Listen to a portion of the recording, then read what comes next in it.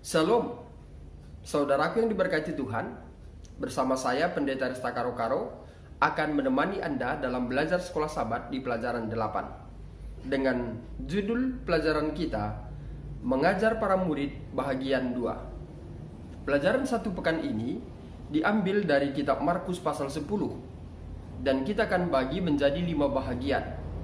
Tentunya hari Minggu, Senin, Selasa, Rabu, dan Kamis.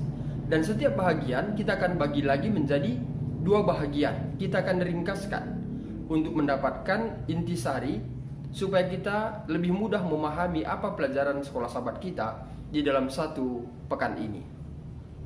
Mari kita masuk di bahagian yang pertama. Di bahagian pertama kita akan bagi menjadi 2 sebagaimana saya sudah sebutkan tadi, yaitu kita akan mencari apa pokok masalahnya.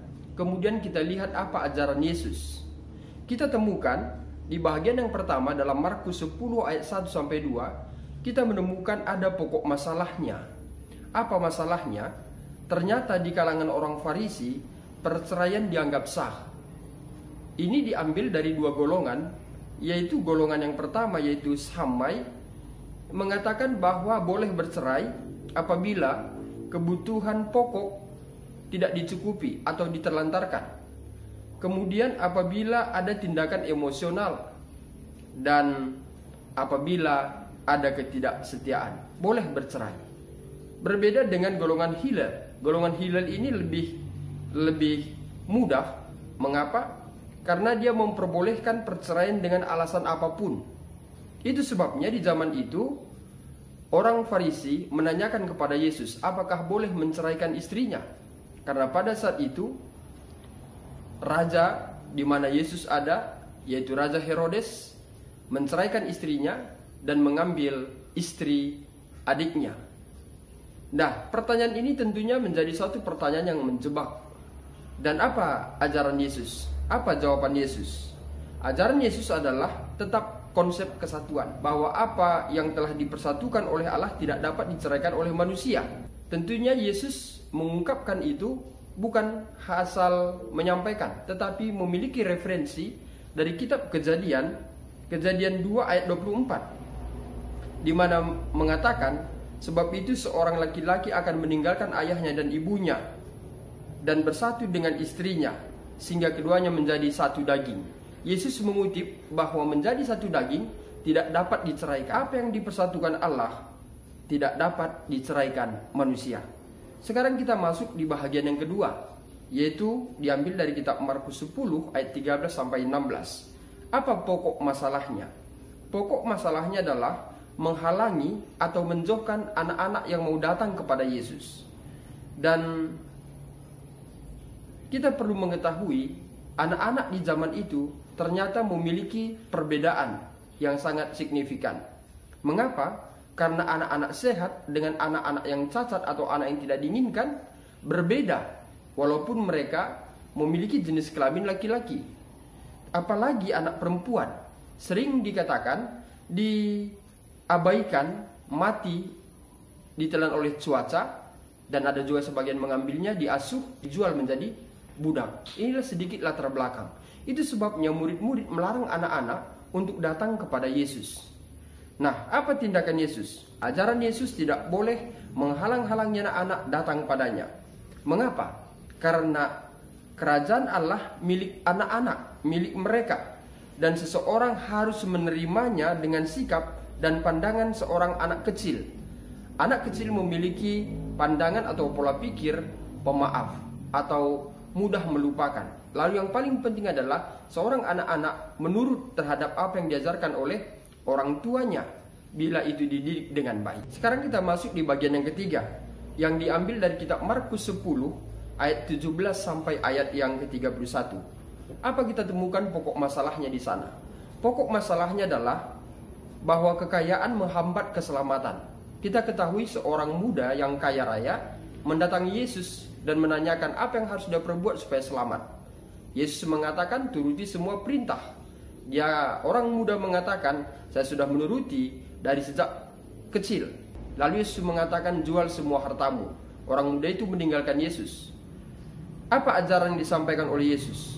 bahwa kekayaan menggiurkan sehingga lebih mudah unta masuk lubang jarum yang kecil daripada orang kaya untuk masuk surga. Artinya apa? Bahwa manusia tidak dapat mencapai surga dengan kekuatan sendiri, tetapi manusia membutuhkan anugerah Allah supaya dapat diselamatkan. Walaupun memiliki pengetahuan tentang agama dan menuruti hukum-hukum, tetapi kalau tidak mengikut Yesus, tidak akan bisa memasuki kerajaan sorga.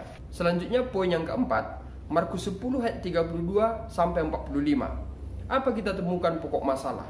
Pokok masalahnya adalah Yakobus dan Yohanes meminta agar mereka duduk di sebelah kanan dan kiri dalam kemuliaannya, karena Yakobus dan Yohanes menganggap Yesus akan mendirikan kerajaannya di dunia. Itu sebabnya dia request agar dia nanti yang duduk di sebelah kanan dan juga saudaranya Yohanes sebelah kiri.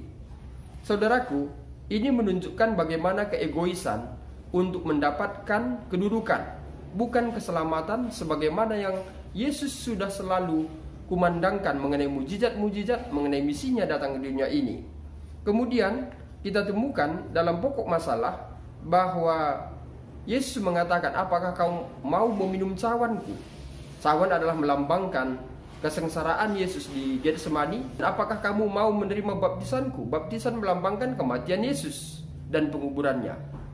Yohanes, Yakobus mengatakan mau. Sekarang kita lihat apa ajaran Yesus. Ajaran Yesus, pemerintah bangsa-bangsa menggunakan kekuasaan untuk keuntungan pribadi. Namun dalam kerajaan Allah, kuasa harus selalu diangkat untuk mengangkat dan memberkati orang lain. Jadi konsep kerajaan dunia dengan kerajaan Allah berbeda. Konsep kerajaan Allah yaitu datang untuk mengangkat dan memberkati orang lain. Sedangkan apa yang dipikirkan oleh Yohanes dan Yakobus adalah untuk kepentingan pribadi. Sekarang kita lihat di poin yang kelima, yaitu Markus 10 ayat 46 sampai 52. Apa masalahnya? Kita menemukan pokok masalahnya adalah seorang masyarakat lapisan bawah, seorang pengemis dan juga buta berteriak meminta tolong kepada Yesus agar Yesus menyembuhkannya. Kemudian masalah yang berikutnya, massa yang mengikuti Yesus berusaha untuk membungkam orang buta tersebut karena ribut. Apa tindakan Yesus? Tindakan Yesus segera memulihkan orang buta itu, dan orang buta itu pun dapat melihat. Dia bukan saja bersuka cita, tapi mengikuti Yesus kemana Yesus pergi melayani. Sekarang kita lihat apa ajakan dari pelajaran kita ini. Ajakannya adalah, pemuridan adalah tentang melihat dunia dengan mata baru. Terkadang tidak jelas pada awalnya, tetapi selalu mengikuti Yesus dalam cara dia memimpin, sehingga pandangan kita, penglihatan kita pun semakin jelas. Tentunya bukan secara fisik, tapi juga secara rohani.